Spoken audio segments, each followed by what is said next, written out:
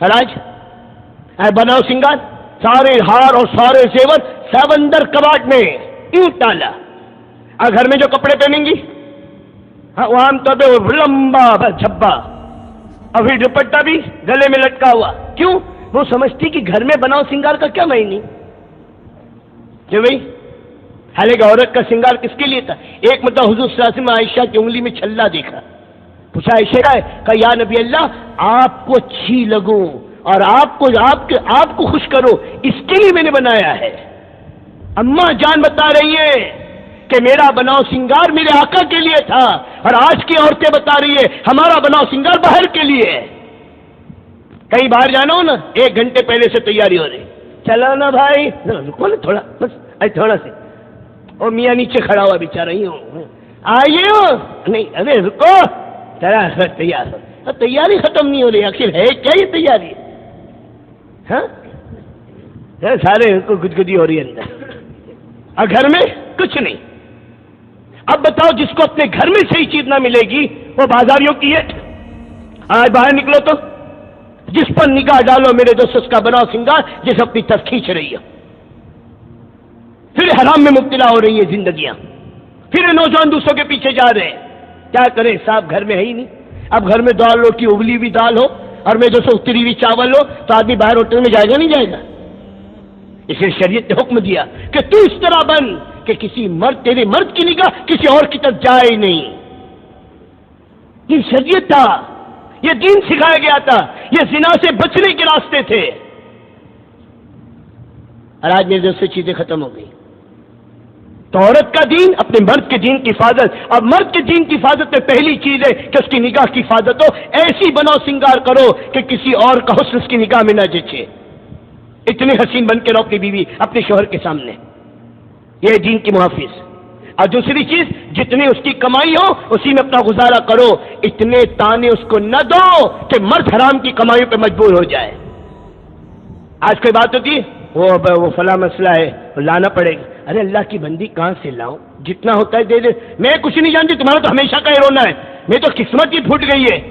میرے باپ کو کون سا دن کوئی تھی گھڑی تھی کہ جب سے آئی ہو کوئی سکھ ہی نہیں دیکھی، حالانکہ یوں ہو گئی ہے، کوئی سکھ ہی نہیں دیکھی ظالم نے. میرا قسمت ہی پھوٹ گئی. اور وہ جو فلانے کا مرد، اب دوسرے پر فوراً نکاح، فلانے کا مرد کر رہا نہیں کر رہا، فلانے کے بچے کر رہے نہیں کر، ایک تمہیں ابھی روزانہ کے تانے سن مر کے کیا گئے صاحب رہے نہیں. ابھی تو اب مصیبت ہے ہی تو کرنی ہے. اب جھوٹ، سود، دھوکہ، بے ایمانی، رشوت، حرام سب کچھ اللہ کے حکموں کو توڑ کر کما رہا ہی نہیں کما رہا ہے. کیا کرے صاحب، پورا ہی نہیں ہوتا گھر میں. کیا کرے صاحب؟ اگر عورت اس پر آ جائے، دور صحابہ میں عورتیں یوں کہا کرتی تھی، اے ہمارے شوہر ہمیں حلال کے سوکھے ٹکڑے لا کر کھلانا، ہمیں حرام کے تعلق میں نہیں چاہیے جو ہماری آخرت برباد کر دے. اور آج کی بیوی میں کچھ نہیں جانتی. دور صحابہ میں کوئی مرد کما کر آتا، بیوی پوچھتی کہاں سے لائے ہو، کسی کا حق تو نہیں دبایا، کسی پہ ظلم تو نہیں کیا، کسی کا مال تو نہیں چھینا. اور آج کل بیوی کا کتنا لائے ہو، کل تو 500 تھے آج 400 100 کم کہاں ہوں گے؟ کہاں اڑا کیا ہے، کہاں اڑا کیا ہے؟ جیب کی ہڑتی ہو رہی، کہاں اڑا کیا ہے؟ ہمیں نہیں کہیں بھی نہیں آ جتنی ہیں. لیکن میں ہوتا ہی نہیں ہوتا، بولو نا، میں کو غلط کہہ رہا ہوں. کیوں؟ اور وجہ کیا ہے؟ ہم نے اپنی بیوی کو اس کا دین نہیں دیا ہے، ہم نے اپنی بیوی کو اس کا دین نہیں بتایا ہے. اسی لیے فرمایا عورت جنت بھی اور جہنم بھی ہے. اگر عورت دیندار بن گئی اور اس کی زندگی میں حیا اور دینداری آ گئی، خدا کی قسم گھر کو جنت بنا دے گی. اور اگر بے دین ہے تو میرے پورے گھر کو برباد کر دے گی. اسی لیے فرمایا ایک عورت کی دینداری 70 ولیوں کی ولایت پر بھاری ہے، 70 ولیوں کی ولایت پر. یہ مولانا سعید احمد خان صاحب رحمۃ اللہ علیہ کا مقولہ ہے.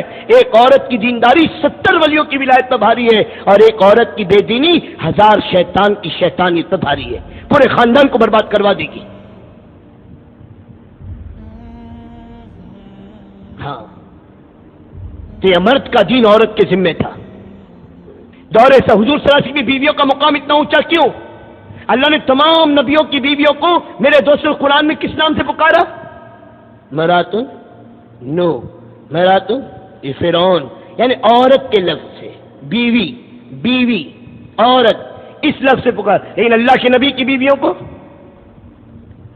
زوجہ کا لفظ ہے، زوجہ. اور یہ کیوں کہا گیا؟ یہ عزت کا لفظ ہے. اللہ کے نبی کی بیویوں کی عزت اللہ پاک کہہ رہے ہیں. یہ بیوی یہ مراد نہیں، بیویاں نہیں، یہ تو نبی کے ہم سفر، نبی کی شریک زندگی، نبی کے دکھ درد کی ساتھی ہے. اور جہاں اللہ نے اللہ کے نبی کی بیویوں کو خطاب کیا ہے، وہاں میرے دوست میراث کا لفظ استعمال نہیں کیا، بلکہ نساء النبی. اے میری نبی کی بیویوں، اے میرے نبی کی بیویوں. اتنی عزت اور احترام. اور میرے دوست اللہ کے نبی کی بیویوں کا کمال کیا ہے؟ ساری دنیا کی عورتوں میں سے اللہ نے اپنے نبی کی صحبت کے لیے جن بیویوں کو چنا ہے، جن عورتوں کو، کیا کمال ہے ان بیویوں کا؟ آج تو پیسے کما کما کر گھر نہیں چل رہے، اور اللہ کے نبی کی بیویوں نے پوری امت کی عورتوں کو بغیر پیسوں کے گھر چلا کر دکھایا ہے. کیسے چلایا؟ نبی کی بیوی نے کیسے گھر چلایا؟ بغیر پیسوں کے گھر چلایا، بغیر چولہے جلے زندگی گزار کر دکھائیے. فرمایا 3 چاند گزر جاتے ہمارے گھر کے چولہے، نہ روٹی کے لیے جلتے نہ سالن کے لیے جلتے. اسودین اسودین، 2 کالی چیزیں، کھجور اور پانی، اس پر آقا مدنی اور آپ کے گھر والوں کا گزرتا. کبھی سال تک کے اللہ کے نبی کی بیویوں نے اور آپ کے گھر والوں نے اور آپ کی اللہ کے نبی نے کبھی 2 وقت پیٹ بھر کے کھانا نہیں کھایا. یہ اللہ کے نبی کی بیویوں کا کمال ہے. اب پوری صورت مبارکہ میں ایک مرتبہ اللہ کے نبی سے ڈیمانڈ، مطالبہ کرنا ملتا ہے. ڈیمانڈ، وہ بھی نبی، عورتیں تو آخر عورتیں ہی تھی نا، تو ساری عورتوں نے مل کر اب فتوحات کے دروازے کھلے اور ماشاءاللہ فراوانی ہونے لگی. تو ان عورتوں نے آپس میں مل کر یوں کہا کہ اللہ کے نبی پاک صلی اللہ علیہ وسلم سے کچھ مانگنا چاہیے کہ ہمیں بھی کچھ جیب خرچ اور ہمیں بھی کچھ دے دیا جائے. تو اللہ کے نبی خوش ہو گئے نا. کتنا ناراض ہوئے کہ 1 مہینے تک کسی بیوی کے پاس نہ جانے کی قسم کھائی، اور پورے مدینہ میں شور مچ گیا کہ اللہ کے نبی نے بیویوں کو طلاق دے دی. اور اللہ کتنا ناراض ہوا، اللہ کتنا ناراض ہوا کہ براہ راست نبی کی بیویوں کو خطاب کر کے کہہ رہے ہیں کہ اے نبی، اے محمد، اے نبی کی بیویوں، اگر تمہیں دنیا چاہیے ہم اپنے نبی سے کہیں گے کہ تمہیں چھوڑ دے، تمہیں تو ہم اپنے نبی کو تم سے بہتر بیویاں دیں گے اور تمہیں آخرت میں دوہرا اجر دیں گے، دوہرا عذاب دیں گے. ایک مرتبہ کے مطابق اللہ اتنا ناراض ہوا ہے.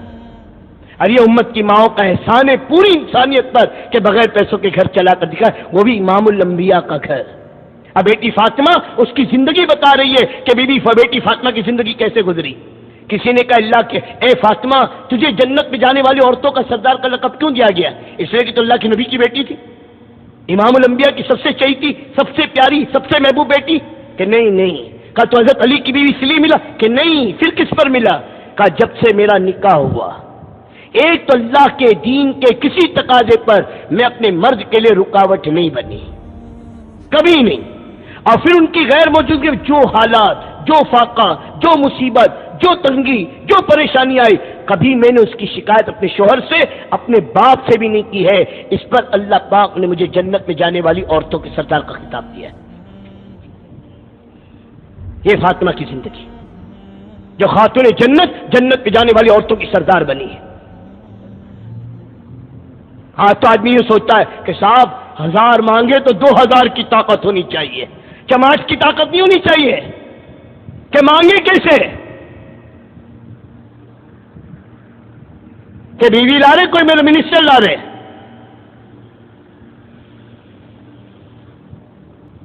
باپ سکھا رہا ہے کیا ہے.